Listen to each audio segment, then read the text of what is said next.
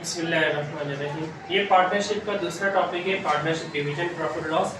सवाल मैंने लिखा था अभी, और इसमें नेट प्रॉफिट नेट लॉस की दोनों कंडीशंस मैंने दिए। ठीक है, तीन पार्टनर इसमें ए बी सी, तीन पार्टनर भी हो सकते हैं, चार भी हो सकते हैं, पांच भी। फिलहाल ये जो सवाल है तीन पार्टनर है ए बी सी, तीनों के कैपिटल सवाल में दी हुई 5 लाख, 3 लाख और 2 लाख। और सवाल में ये भी बताया कि ये प्रॉफिट लॉस को कैपिटल रेशियो से बांटेंगे। ठीक है, और सैलरी दी हुई है पार्टनर की 10,000 और 15,000 पर मंथ। और इसी तरह कमीशन दिया हुआ है सिर्फ एक पार्टनर का 50,000, 5% इंटरेस्ट दिया हुआ है कैपिटल पर। ठीक है, तो ये सारी चीज़ें समरी में लिखनी होती है, प्रॉफिट लॉस को बांटने के लिए समरी बनती है। तो समरी का तरीका ये है, ये सॉल्यूशन सामने मौजूद है। ए बी सी तीन पार्टनर है, तीनों की कॉलम्स हमने बनाए, एक कॉलम टोटल करके हमें बनाना है।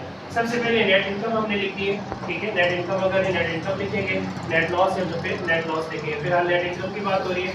नेट इनकम यहाँ पर 8 लाख, और इसको क्लोज करना लाजमी है क्योंकि टोटल में शामिल नहीं होगा।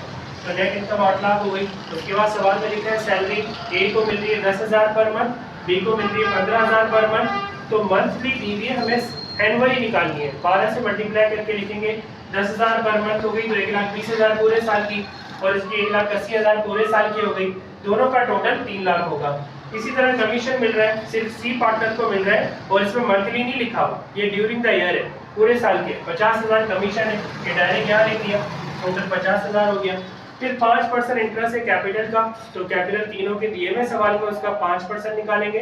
पहले का 5 लाख का 5% 25,000, दूसरे का 3 लाख का 5% 15,000, और तीसरे का 2 लाख का 5% 10,000। इन तीनों का टोटल 50,000 बनता है। उसके बाद जो मसला आता है, असल मसला वो है रिमेनिंग बैलेंस का।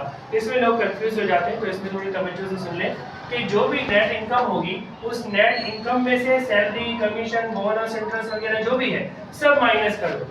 ठीक है, तो रिमेनिंग बैलेंस आ जाएगा। अभी 8 लाख है, 8 लाख में से 3 लाख, 50,000, 50,000, ये तीनों माइनस कर दें तो क्या बनेगा, 4 लाख बनेगा। इन तीनों का टोटल 4 लाख है, ये 8 लाख है। 8 लाख में से ये तीनों माइनस, तो 4 लाख ये रिमेनिंग बैलेंस है। इस रिमेनिंग बैलेंस को बांटना होता है, अगर रेशो दिया हुआ है रेशो के हिसाब से, रेशो नहीं दिया हुआ, कुछ भी नहीं लिखा हुआ, तो इक्वली बांट देंगे। 3 पार्टनर हो तो 1/3, 2 पार्टनर हो तो 1/2, 4 हो तो 1/4। लेकिन यहाँ पर कैपिटल रेशो है, कैपिटल बनेगा 5, 3, 2, ये मैंने बांटा 4 लाख को, रिमेनिंग बैलेंस को बांट दिया 5/10, 3/10, 2/10। ये 10 कहाँ से आया, रेशो बन रहा है 5, 3 और 2। इन तीनों का सम जो होता है वो 10 होता है, वो हमेशा डिनोमिनेटर में आता है। ठीक है, तो 5, 10, 3, 10, 2, 10 के हिसाब से ये बढ़ गया। और यहाँ पर अमाउंट लिख दी 2 लाख इसका, 1,20 इसका, 80 इसका, तीनों को मिलाकर ये 4 लाख होते हैं। उसके बाद ये टोटल कर लिया, इसको 345 का फायदा हुआ है, इसको 315 और इसको 40। ठीक है, तो ये सभी कंप्लीट हो गई। इसके बाद रिक्वायरमेंट बाजू का जनरल एंट्रीज की होती है। अगर एंट्री की रिक्वायरमेंट है तो उसमें क्या करना है, अगर तीनों के आंसर प्लस में है तो कैपिटल क्रेडिट होंगे, और अगर माइनस में है तो कैपिटल डेबिट होंगे। और इनकम समरी जो है वो दूसरा टाइटल होता है, यानी कि इसमें अगर एंट्री बनाएंगे तो क्या होगी, इनकम समरी डेबिट होगी 8 लाख से, और A capital credit 345, B capital credit 315 और सी कैपिटल क्रेडिट 140 से। ठीक है, तो ये पूरा फाइनल हो जाएगा। तो ये है division profit loss net income वाला सवाल।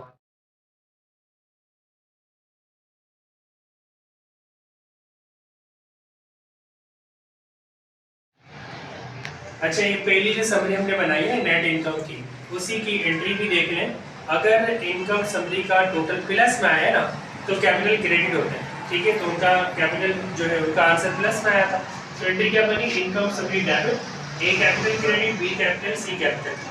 अगर माइनस में आता तो कैपिटल डेबिट हो जाता है। ठीक है, और एक सवाल सर स्टूडेंट पूछते हैं, अभी पूछ रहे हैं कि भाई रेशो जो है वो किस तरीके से बांटते हैं। तो रेशो जैसे 5 लाख कैपिटल था, 3 लाख था और 2 लाख था, तो तीनों के जीरो जो है ना वो काट देना। तीनों के 5, 5 जीरो है, तो रेशो बन गया 5, 3 और 2, यानी कि 5, 10, 3, 10, 2, 10। दूसरा सवाल ये पूछते हैं 10 कहाँ से आया, तो दोबारा बता दूं, इन सब का जो सम होता है वो डिनोमिनेटर में आता है। डिनोमिनेटर सबका सेम होना चाहिए, डिनोमिनेटर सेम नहीं होगा तो आपका जो 100% डिस्ट्रीब्यूशन नहीं होगी।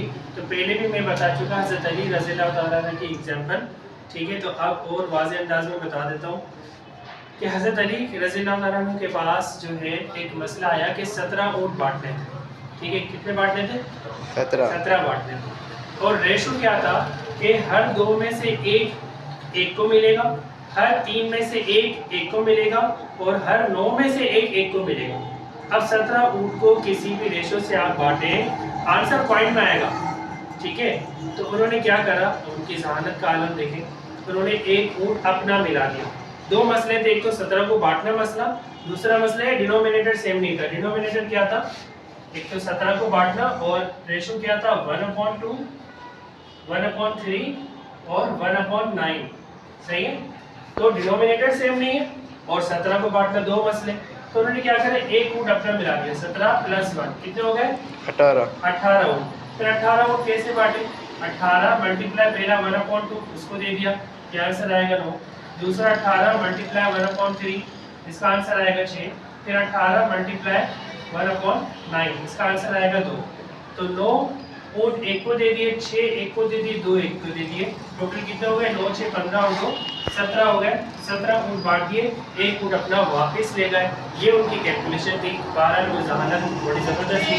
हमें क्या करना है, हमें डिनोमिनेटर सेम करना होता है फिर बांटते हैं हम, ठीक है। हमारे क्योंकि ऐसी जहानत नहीं है, ऐसा इल्म नहीं है हज़रत अली जैसा, काश के ऐसा होता, हम कुरान पाक को पढ़ते तरीके से तो आ जाएंगे इंशाल्लाह। 12 तो यहाँ पर रेशो 5:3:2 था, तो रेशो क्या बना 5:10 3:10 2:10, सही हो गया, क्लियर होगी बात, ठीक है।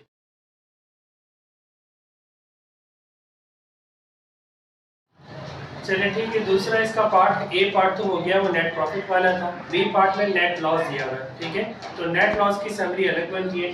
नेट लॉस अगर है तो यहाँ पर हमें क्या करना है, नेट लॉस लिखना है और नेट लॉस यहाँ पर ब्रैकेट में लिखेंगे। अकाउंटिंग में आप लोगों को पता है कि ब्रैकेट जो है माइनस का साइन होता है। तो ये नेट लॉस लिखते हैं 1 लाख। उसके बाद जिस तरह पिछले केस में किया, सैलरी दे दी 1 20 और 1 80, ये 10,000 पर मंथ था और ये 15,000 पर मंथ था, तो 1 20 1 80 टोटल 3 लाख हो गया। इसी तरह कमीशन दे दिया जैसे पिछले केस में दिया, इसी तरह इंटरेस्ट हो गया। अब चेंज का आएगा, चेंज रिमेनिंग बैलेंस में आएगा। पहले नेट इनकम थी यहाँ पर 8 लाख, तो उस 8 लाख में से इन तीनों को माइनस किया था हमने, ठीक है। तो रिमेनिंग बैलेंस बचा था हमारे पास 4 लाख। अब लॉस वाले सवाल में क्या होता है कि ऑलरेडी लॉस है हमारे पास और उसके बाद भी हम सैलरी कमीशन वगैरह दे रहे हैं, तो लॉस तो बढ़ेगा, ठीक है। तो पहले ही माइनस के 1 लाख है, फिर आपने 3 लाख दे दिए, यानी कि टोटल 4 लाख का लॉस हो गया। फिर 50,000 दे दिए तो 4.5 का हो गया, फिर 50 और दे दिए तो 5 लाख का लॉस हो गया। तो आसान घटने वाला तरीका क्या है कि इसमें ये सब प्लस कर दो, जो बनेगा वो आपका रिमेनिंग बैलेंस होगा माइनस में। लॉस वाला सवाल है, तो 5 लाख बन रहा है इन सबको मिलाकर। ये 5 लाख मैंने यहाँ पर लिख दिया ब्रैकेट में क्योंकि लॉस है। तो माइनस के 5 लाख अब डिस्ट्रीब्यूट होंगे वही कैपिटल रेशो से, और कैपिटल रेशो आपको पता है वहाँ पे 5 लाख 3 लाख 2 लाख था, तो 0 से 0 कट गए, 5 3 2 का रेशो बना। पहले को बांट दिया 5/10 3/10 और 2/10 से, ठीक है। माइनस के 5 लाख, यहाँ पे भी ब्रैकेट लगाएंगे और ये बना इसका 2.5 लाख माइनस का, ये 1.5 लाख माइनस का, 1 लाख माइनस का, ये उठाकर यहाँ पर लिख दिए 2.5 लाख 1.5 लाख और 1 लाख, टोटल बन गया माइनस के 5 लाख। फिर इसको टोटल करना है, ये 1 20 और 25 175 में से 250 अगर माइनस करें तो माइनस का 1,05,000 आता है। इसी तरह यहाँ पर टोटल करा 180 और 15 195 में से 150 माइनस करें तो 45 प्लस का आएगा, और इसी तरह इसका टोटल 40,000 आएगा माइनस का। तो इन सब का भी टोटल अगर करें तो माइनस का 1 लाख ही बनेगा, और यहाँ से लेके यहाँ तक टोटल करें तो वो भी माइनस का 1 लाख बनेगा, क्योंकि नेट लॉस हमारा 1 लाख है। तो ये समरी लॉस वाली है। और अगर इसकी एंट्री बनाना चाहें, अब देखिए यहाँ पर 2 के कैपिटल जो है वो माइनस में है, इनके 2 के आंसर माइनस में है, तो ये दोनों डेबिट होंगे और ये प्लस में, ये क्रेडिट होगा, और जो डिफरेंस है वो इनकम समरी बनेगा। अब चाहे डेबिट में डिफरेंस हो या क्रेडिट में डिफरेंस हो, ठीक है। तो ये कंप्लीट।